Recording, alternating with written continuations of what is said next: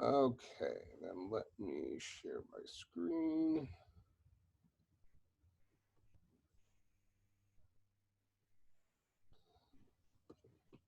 All right, I do not have the two monitors today, so if you have a question, just blurt it out and interrupt me so we can make sure we cover that. Okay, so for today, we were to, well, just as a reminder from last class, close a couple of things here. We kind of saw that we have a time complexity issue with our reducing function. So for reducing a fraction, we had decided, oh, well, what we're going to do is we're going to take our numerator and our denominator, and we're going to try to find the greatest common divisor of both of those numbers. So we're going to just pick one of them as our starting point and go through and check every single number between that and 1, finally finding the number that even divides it, even if it ends up being 1. And we saw that this does work, but for large fractions, which we forced here, we said here's a fraction with a numerator between 1 and a million and a denominator between 1 and a million, and so on and so forth. When we went to add them and display, that worked. So if I just comment out these two lines real quick, we'll see that this guy runs, oops, put the comment in the wrong place, there we go. We'll see that this guy runs fast enough. It can add those two fractions together, so big numbers isn't the problem. But when we go to reduce that fraction using our old version of reduce, we see that this guy takes a long time to run. So it's currently still running, and it would take a long time to run.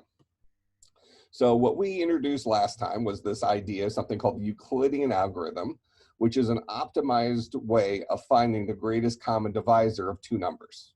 So for us, these two numbers would be the numerator and the denominator. All right, so we want to take this function and we want to write it in Python. So I'm actually just going to copy it here. And I'm going to define this function. I just pasted it in there so I can function off of that so we can see it. I'm going to create this function inside of my global environment in the same place that main is, but not as part of the fraction class. So that was a question that came up quite often. Now, could we say that fractions know how to get the greatest common divisor? We could. And that wouldn't be a completely incorrect thing to do, to put it inside the fraction class. But if we just think about what's the right tool for the job, figuring out the greatest common divisor might be something that we want to be able to use for all sorts of things, not just fractions. So with that in mind, we might choose to write that. Why does this scroll so fast?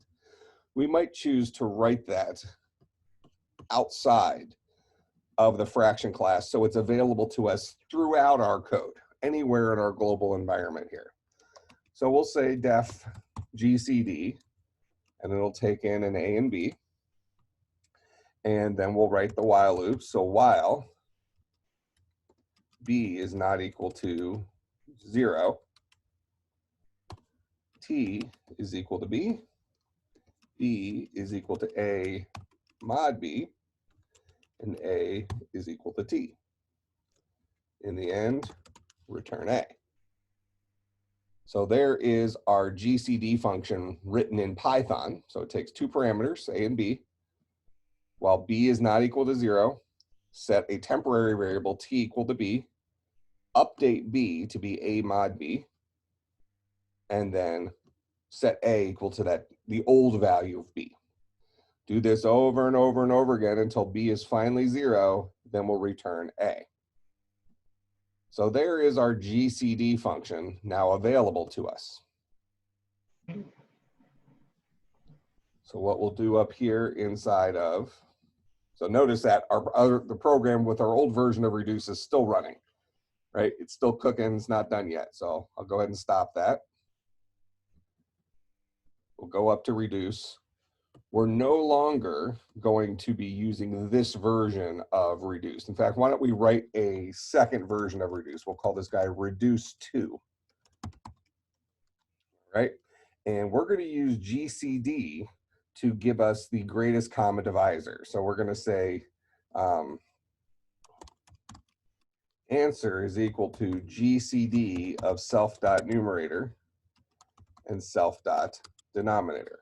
That is, we want to call our GCD function that we just wrote, that is not part of fraction. So it's not self.gcd or anything like that. GCD lives down here outside of the fraction class. It's a normal function, just like main is, just like our print vals was from a bunch of classes ago, things like that. It's just a function like when we first started learning about functions.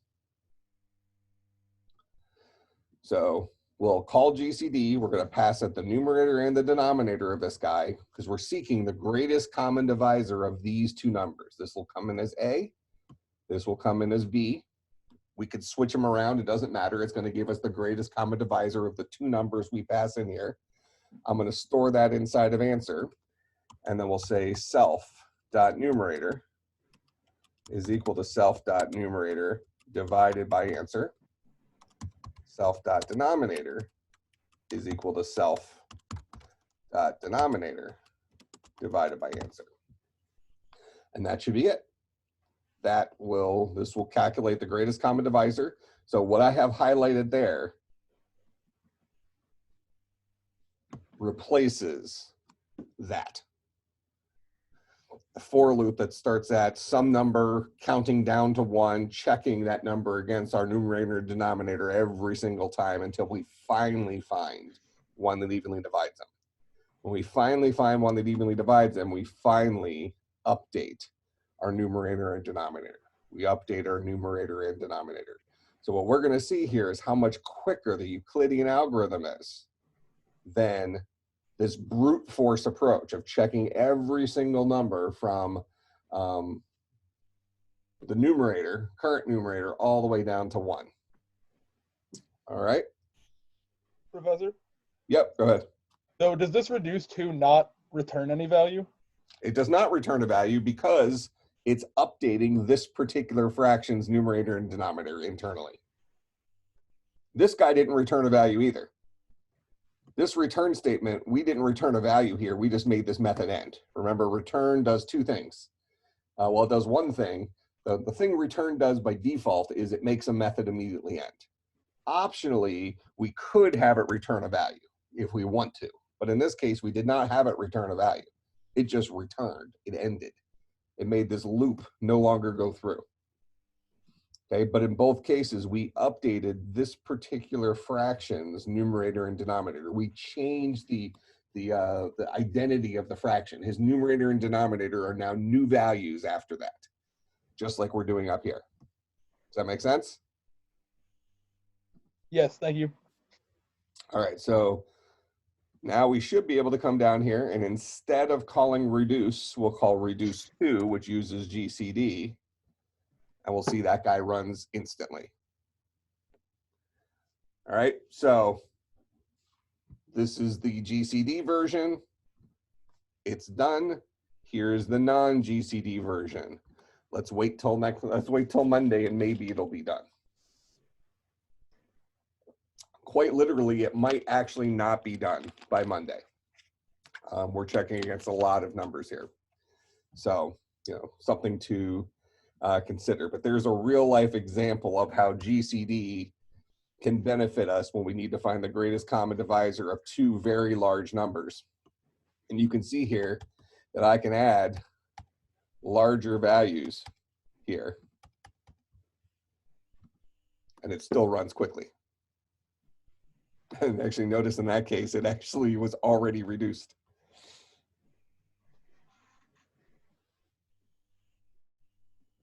So is that one? There we go. 2 in a row where we already had a reduced function or a reduced fraction, but this one, it actually did reduce.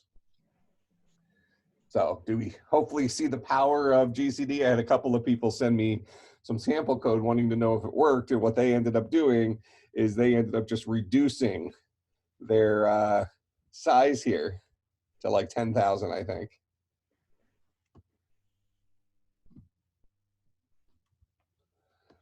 And with that, if you use the normal reduce, it should actually finish reasonably quickly. maybe within 5 minutes or something like that. There we go. So 20 seconds or so it took to finish under normal reduce. But with reduce 2, we've already seen it run instantaneously with gigantic fractions. So you can just step on the pedal here and give yourself a whole bunch of zeros. And at some point, you're probably going to notice a slowdown, but not for a while. Scroll. Oh my gosh.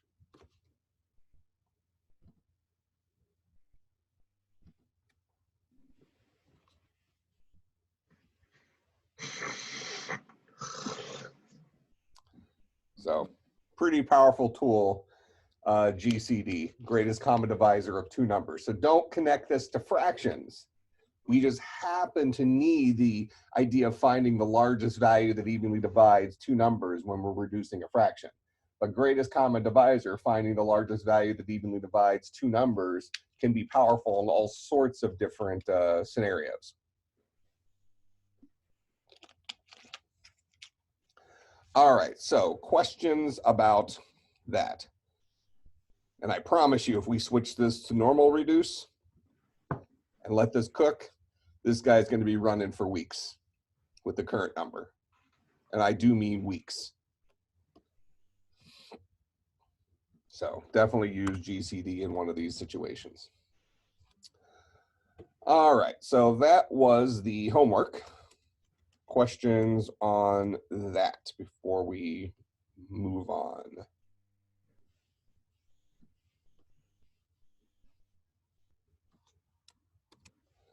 Okay, let me paste this into Slack.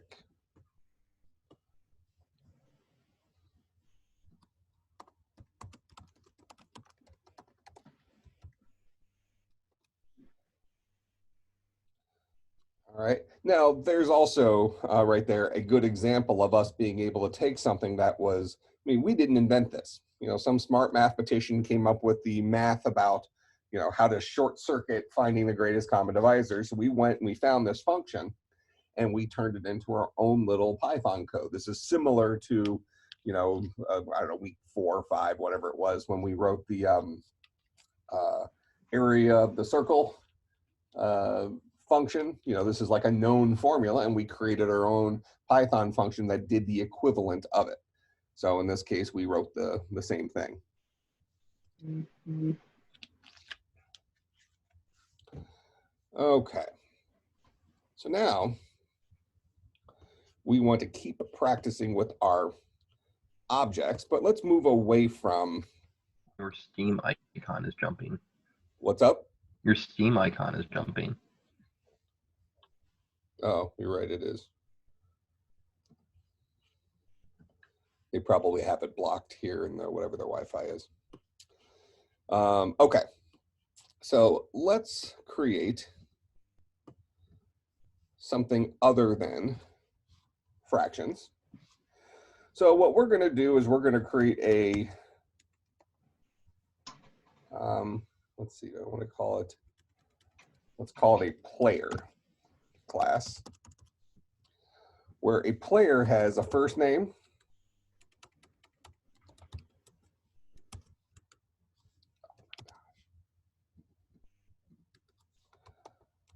a last name, an age, and let's say he also has a jersey number, something like that. All right. So we have several pieces of information about this. So what are these guys called in terms of classes? Classes are collections of 3 things. What kind of thing are these 4 elements? Let's start off with a question of classes are made up of 3 things. What are the 3 things that make up classes? Somebody just blurted out. Fields, constructors, and methods. Yep, so fields, constructors, and methods. And which one of those 3 things are these guys? Field. Fields. Yep, these are our fields. So our fields are our attributes. So these are the fields associated with our player class.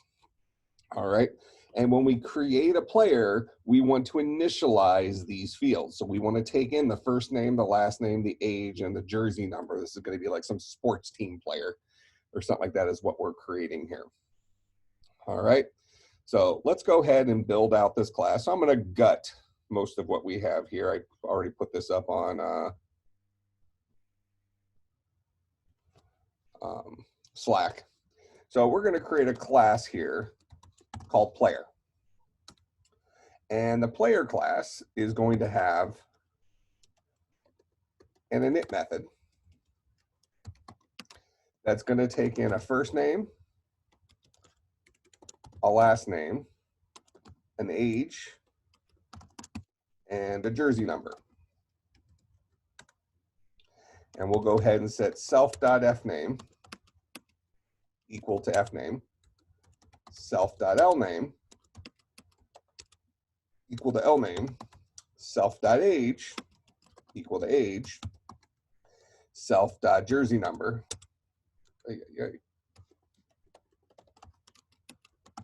equal to, oh, I can't complete that. There we go. Equal to jersey number. All right. So my constructor is taking in these 4 elements, and I'm setting my 4 fields equal to those 4 elements. All right. I could also create some another variable or something like that that is maybe their self dot full name, for example, is equal to self dot fname concatenated with a space concatenated with self dot lname. So I might want to have an extra variable here, even though I didn't take it in as a parameter. I might choose to keep track of an extra field that is like an easy way of printing out their full name. So I don't have to do this concatenation every single time I want to show the full name of the person. All right. Similarly, I could do something along the lines of kind of a pretty print string or something like that, and hold that as a field as well. But this gives you the example of you don't have to have every parameter passed in here that you store as a field. I happen to have 4 fields that match the parameters that came in here, but I created a 5th field that I set equal to something that was, in this case, related to a couple of those parameters, but it didn't have to be. I can create another field called self.lol and set that equal to 5. So now players have an LOL field that makes no sense and just happens to be hard-coded to 5. All right, so my goal here is to draw attention to the fact that what your constructor takes in, the guy who's in charge of initializing your object, he does not have to take in the value for every single field. He only needs to take in the pieces of information that are required to build a one of these objects.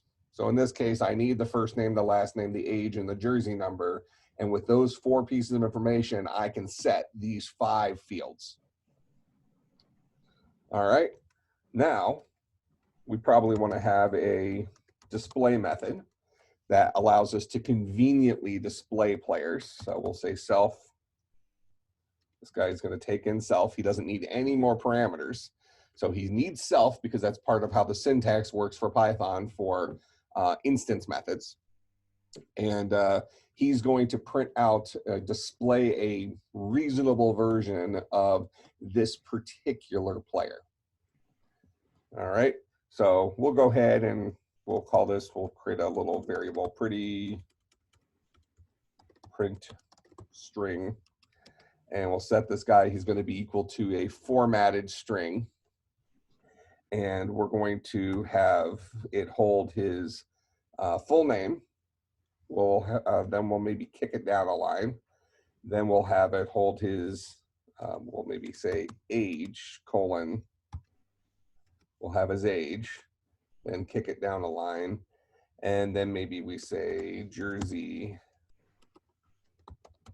number, like that, and kick it down a line.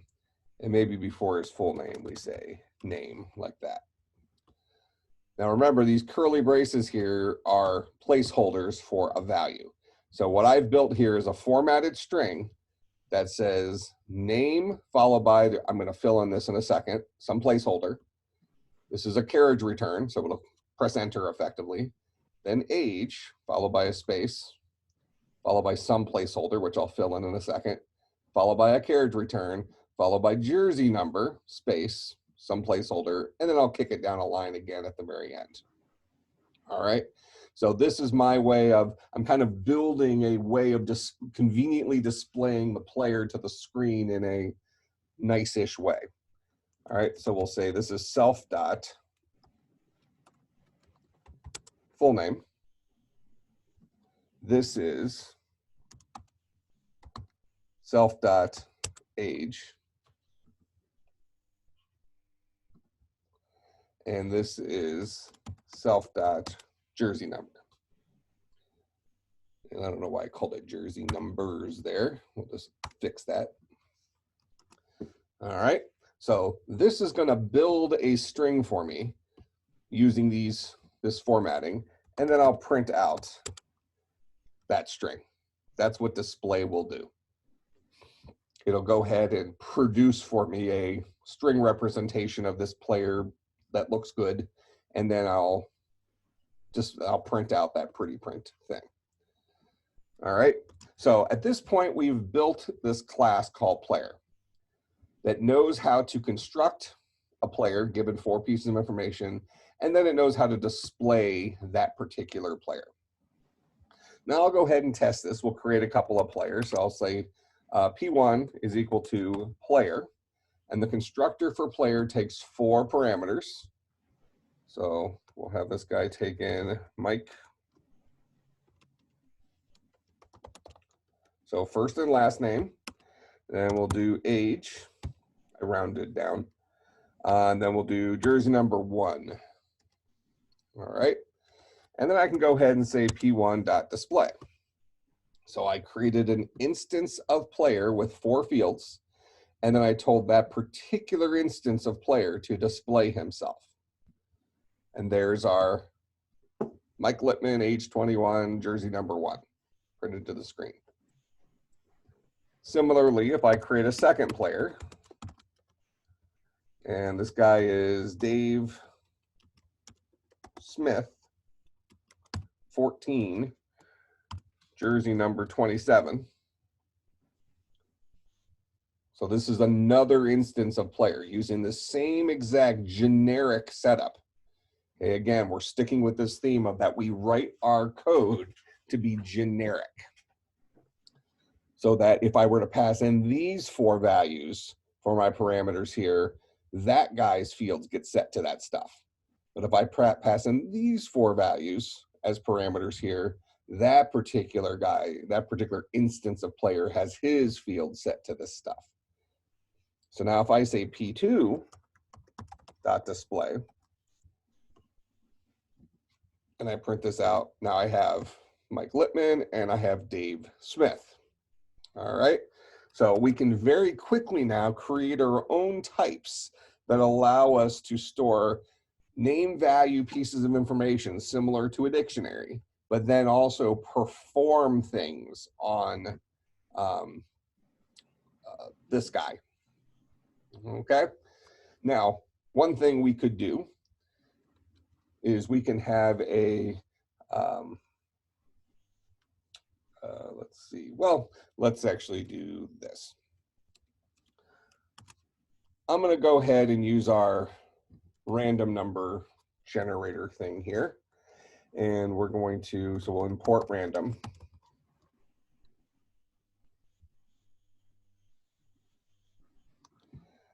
And then down here, I'm going to go ahead and we're going to, I just need to remind myself, print random.randint 1 to 10, something like that. That'll give me a number between 1 and 9. Actually, 1 and 10. Okay. So what we're going to do is we're going to go ahead and we're going to create a whole bunch of players and put them into a list. So I'm going to have, that's interesting that it's indenting funny, but that's fine. So we're going to have a list of players, And this guy's going to start off as the empty list. All right. And then let's go ahead and let's create, I don't know, 20 players. For I in range 0 to 20. So we're going to do something 20 times. What are we going to do? We're going to create a player and add it to our list. So we'll say list of players dot append. So I'm adding a new value to my list. And what are we appending? We're appending a player. So we're constructing a player. The constructor for player takes 4 pieces of information: first name, last name, age, and jersey number. All right, now we're going to have really interesting names here. So this is going to be F name concatenated with the string version of I. So it would be F name 0, F name 1, F name 2, F name 3, so on and so forth. So very interesting names. Then we'll have L name concatenated with the string version of I. So this will be F name 0, L name 0, F name 1, L name 1. Now for the age, let's give a random number. So we'll say random.randint. We'll make them all 5 to 50. That'll be the age range for that. And then for jersey number, we'll say random.randint.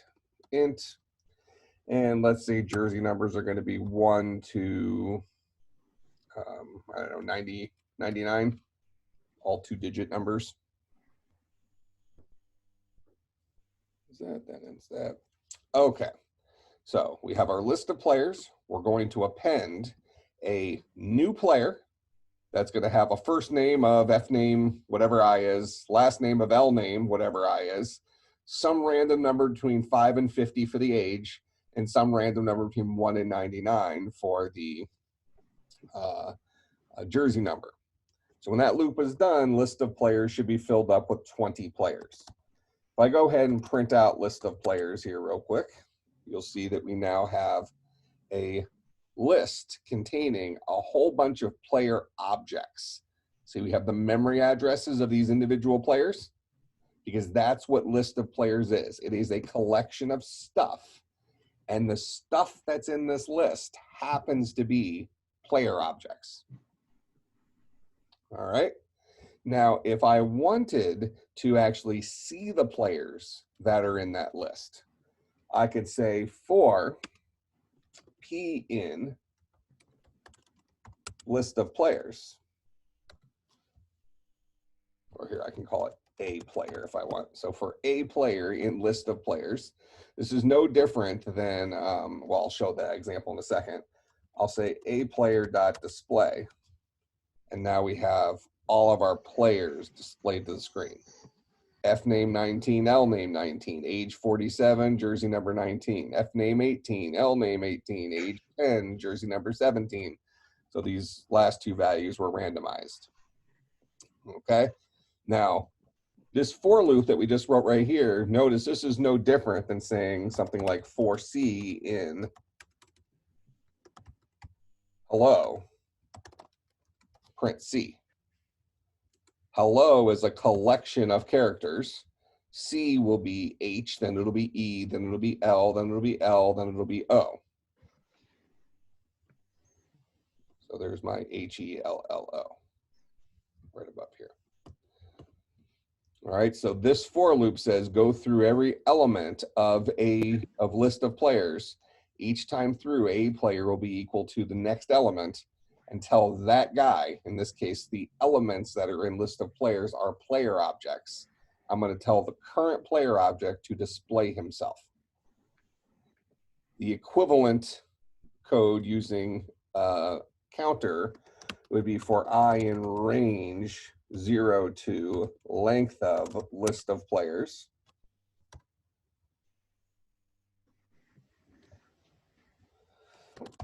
List of players at bucket I, which is a player object, display yourself.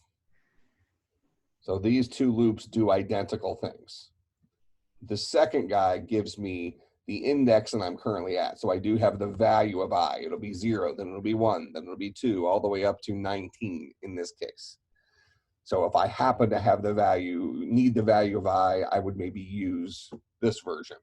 But if I just want to go through all the, and remember that for where we're going with today's lecture, that this guy here gives me access to the value I. I'll put a little comment here.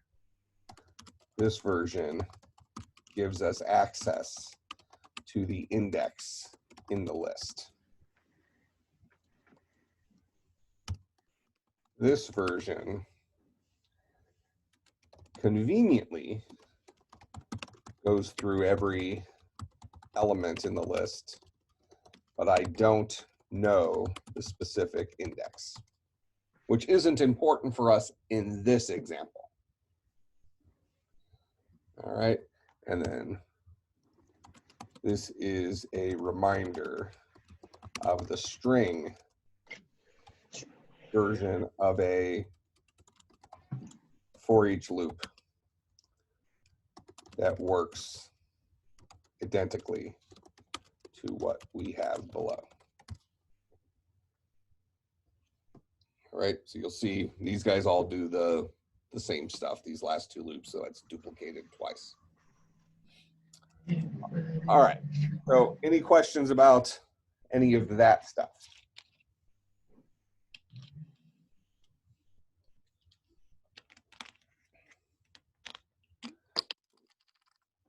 All right, so now I'm going to give you this code as another starting point. Actually, I'll just give you the code once at the end. That'll make more sense. All right, so now that we have some players, we want to think about sorting data. There is a built-in sort function, but as you might imagine, so for instance, if I come in here and I create a, oh, I'm on the wrong.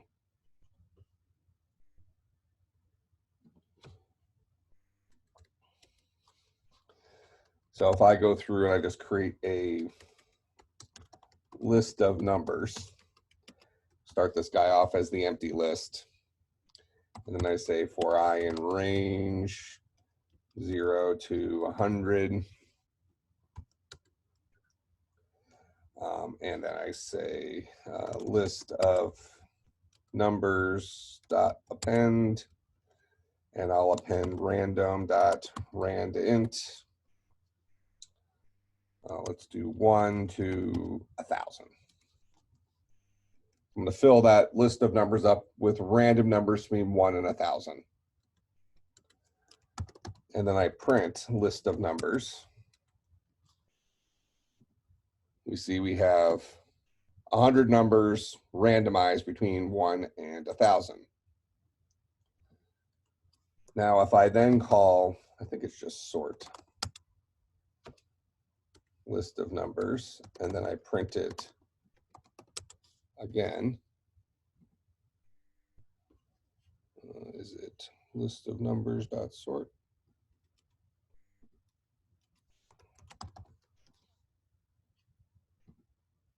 Yeah. So I can ask that list to sort itself, and notice now I have all those numbers in order. You know, 3, 3, 44, 59, and the largest values last. Okay, so somebody already wrote this sort function that's built into Python, and more than likely the algorithm that was used for that sort function is called something called quicksort.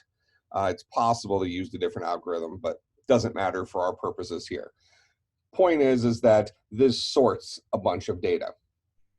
Now we're going to say that for the purposes of this upcoming assignment, you're not allowed to use this version of sort, but that's okay, because if I say list of players dot sort, and then I try to print out list of players,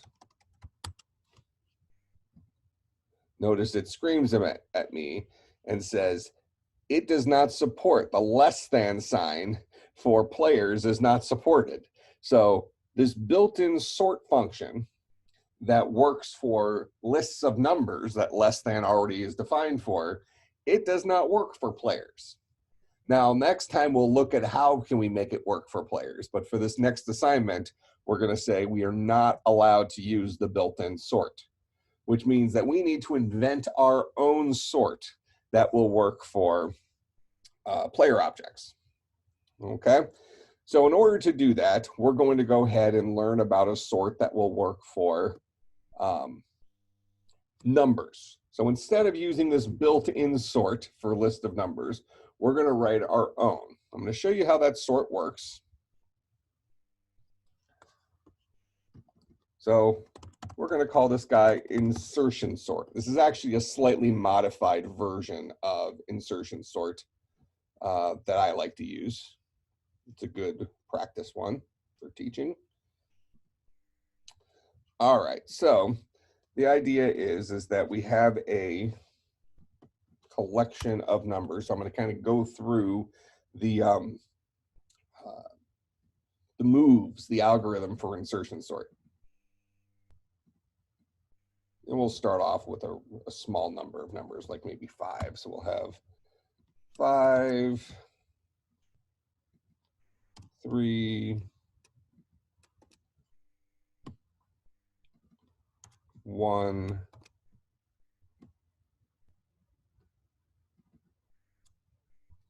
7,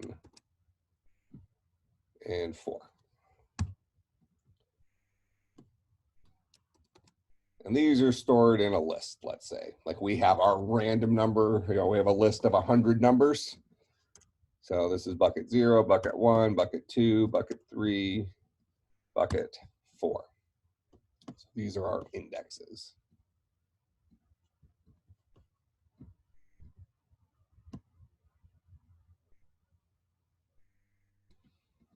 All right, so these guys need to be sorted, let's say. And let's go ahead and give ourselves a couple of variables. So we'll call this guy list of numbers.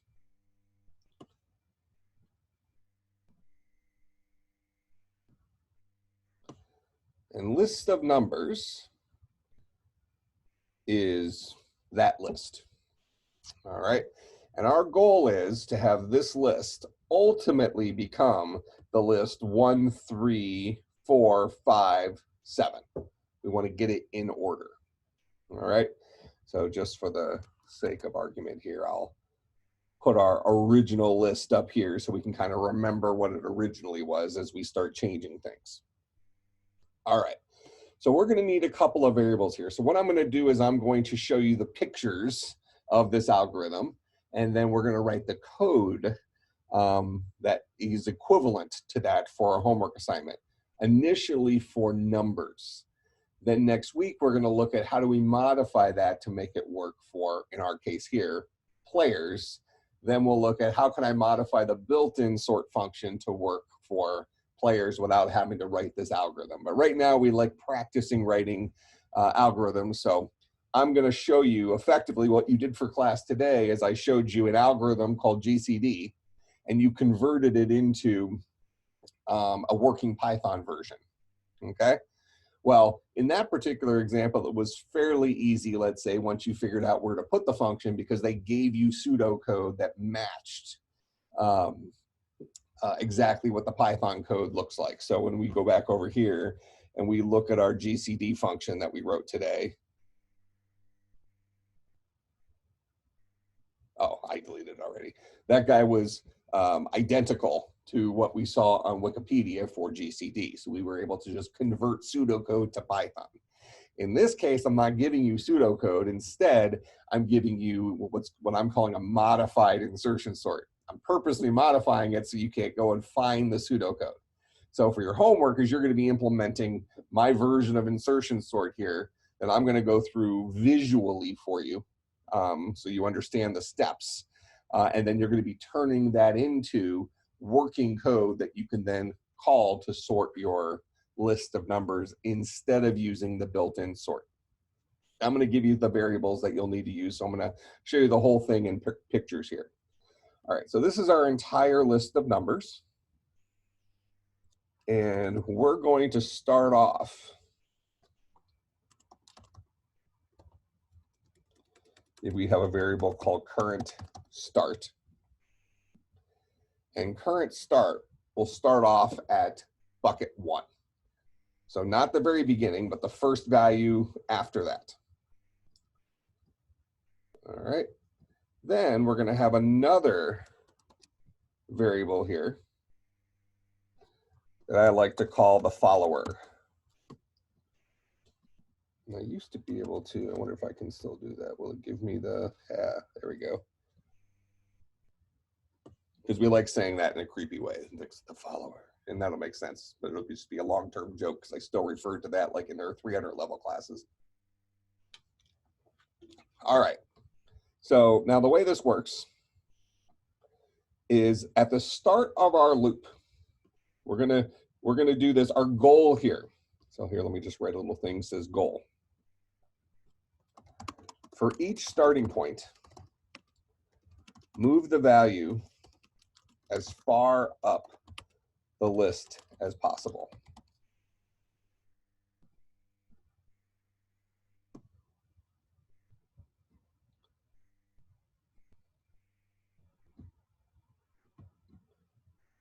All right, but we don't want to forget about our starting point because our starting point is going to start off. I just got a thing that says my internet connection is unstable. Can everybody still hear me okay? Yes. Yeah. Okay. Yeah, I can hear you. All right, thanks. So just to kind of show you what's going to happen with cur start, just kind of fast forwarding a little bit. Cur start is going to start off at bucket 1, then go to bucket 2, then go to bucket 3, then go to bucket 4. All right, so this guy, this particular variable, he's always going to just walk through our list in order.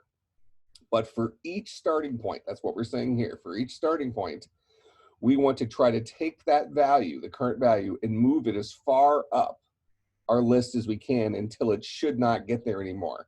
There's a kind of sort called a bubble sort that uses ideas. We might say we are bubbling the current value up the list until it should not bubble anymore. Okay, so what we're going to do here is we're going to be asking a question.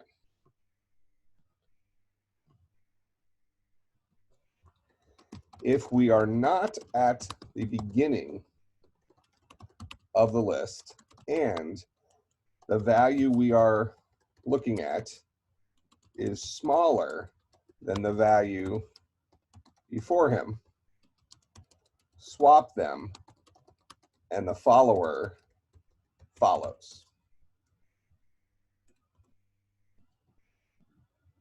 So I'll put this in words and then we'll do it as a picture.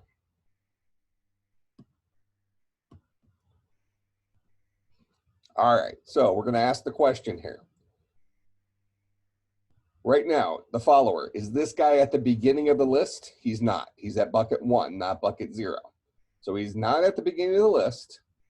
Should a 3 come before a 5? Is a 3 less than a 5? It is. So if we are not at the beginning of the list and the value we are looking at is smaller than the value before him, 3 smaller than 5, we're going to swap them and the follower follows. So we're going to need a temporary little bucket here for the swap. So maybe this guy,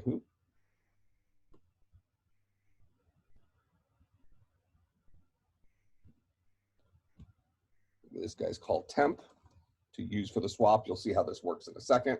So temp is just a variable that sits out here to the side. We want to swap this 3 and the 5.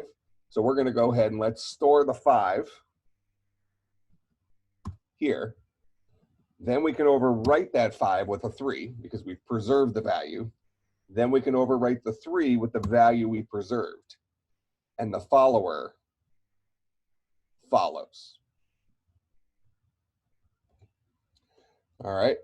So I'm actually going to change this wording a little bit, saying as long as we are not at the beginning So I'll put in here, this is a loop. So as long as something is true, as long as we're not at the beginning of the list and the value we're looking at should be swapped, swap them and the follower follows. So we swapped the 3 and the 5. The follower followed him up there. Cur start always stays where he's at. Bucket 1, bucket 2, bucket 3, bucket 4. All right. So then we loop back around. We ask the question again. Are we at the beginning of the list? Yes, we are. So we have nobody before this guy to check him against. So we are now done bubbling 3 up the list as far as we can. So we'll just copy this. If not, increment current start and reset the follower and repeat the above logic. So we have bubbled this 3 as far up the list as we can. In this case, we came to a natural stop because we got to the beginning of the list. So what do? We increment current start and reset the follower to be equal to current start. Then we repeat the logic. Are we at the beginning of the list? No. Should a 1 come before a 5? Yes. Preserve the 5. Overwrite the 5 with a 1. Overwrite the 1 with the value we preserved. The follower follows. Are we at the beginning of the list? This is the as long as. Are we at the beginning of the list? No. Should a 1 come before a 3? Yes. Preserve the 3.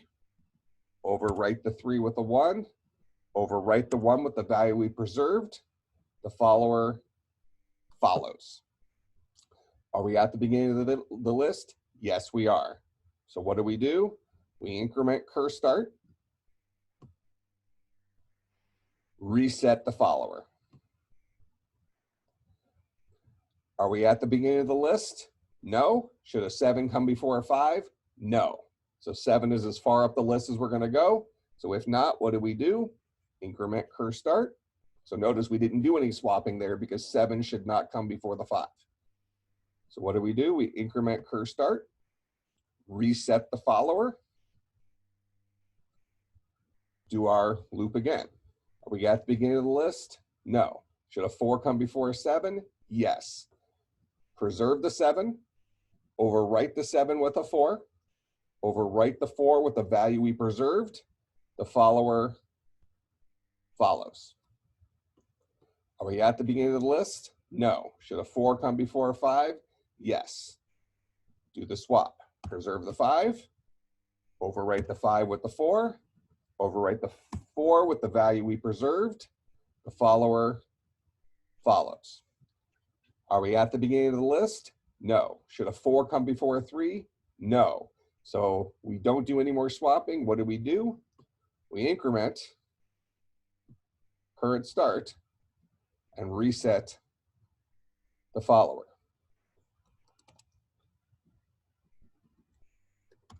Keep doing this until current start is past the end of the list, which it is right now.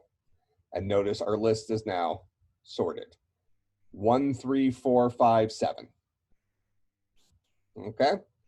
So for your homework for Monday, implement this modified insertion sort as we just went through, so that when you write your code over here,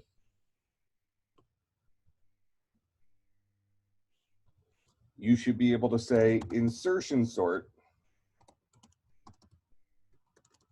list of numbers, and then print list of numbers. It should be sorted now. You cannot use the built-in sort for this assignment. All right, questions about what I'm asking you to do? I'll comment out these couple of guys here.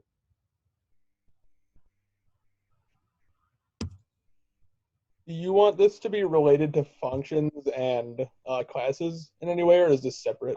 Yeah, it'll be related to functions, but not classes. So I'll even give you a starting point here. So you'll have define insertion sort. This guy is going to take in a list of numbers as a parameter, and he should sort the values using the modified insertion sort from class. So your homework, so put homework solution here. So your homework should implement this insertion sort so that down here, we should be able to print out list of numbers before you call insertion sort, showing that it's not sorted, then call your insertion sort, which should sort it, then print them out again, showing it's now sorted. Okay? So for your insertion sort, you're writing that piece right there. That's what your homework assignment is, to fill in that with what we just covered. That makes some sense? So for right now, I'll comment some of these other things out before I put the code up on Slack so you have like a clean starting point for your assignment. Questions, comments, concerns, bribes? Okay, I will see everybody on Monday. Have a good weekend, have a safe weekend, and we'll probably do some more happy hours over the weekend too, so pay attention to Slack for that stuff.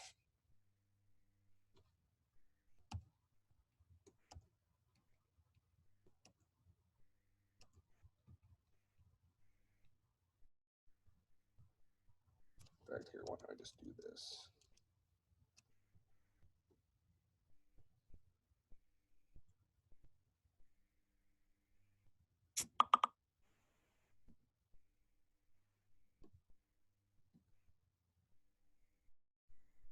I'll just give you a starting shell.